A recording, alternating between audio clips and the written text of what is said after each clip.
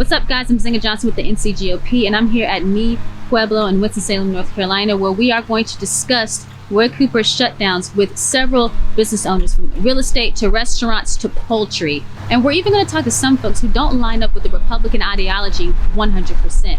But that's okay, because we're all here for a common cause, which is Roy Cooper. North Carolina is a great state, and you should come out and see it. At this roundtable event, we had a diverse group. We had diversity in political ideology.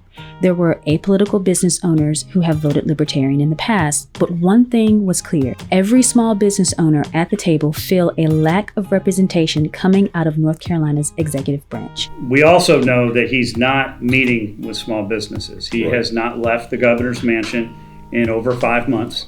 He has not been meeting with folks across the state. He's not been in Winston-Salem. He's not been in Charlotte. He's not been in Goldsboro or, Hillsborough or anywhere else. This is the first time that I've been able to get a message out to anyone. I've written letters, I've spoken to our representatives, but I don't feel like it has been heard. Our choice has been pulled away. We have no choices.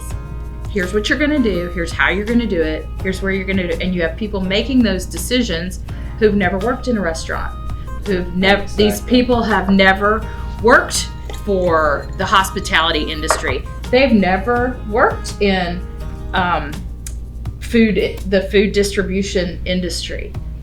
We have random, uneducated people making these decisions and calls without any input from people who actually do the business. As Americans, we are so used to freedom and liberty that the slightest bit of government encroachment on our liberties shake us to the core.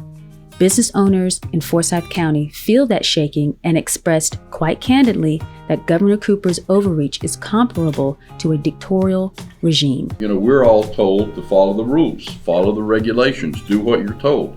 But he seems to ignore the constitutional requirement that these orders get a consensus from the Council of States. Of course, then our churches are another part of what we do. And the idea that it's totally fine to go to Walmart and be that close to each other, but you can't go to church seems a little bit more than arbitrary.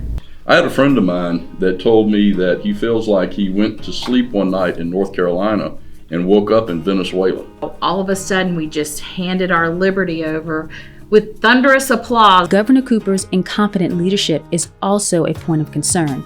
His inability to utilize science, data, and common sense was pointed out several times.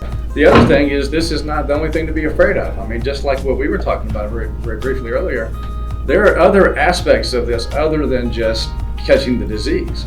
The idea of, controlling the curve is just flattening the curve, is that everybody's going to get it, just trying to make sure everybody can get it at once.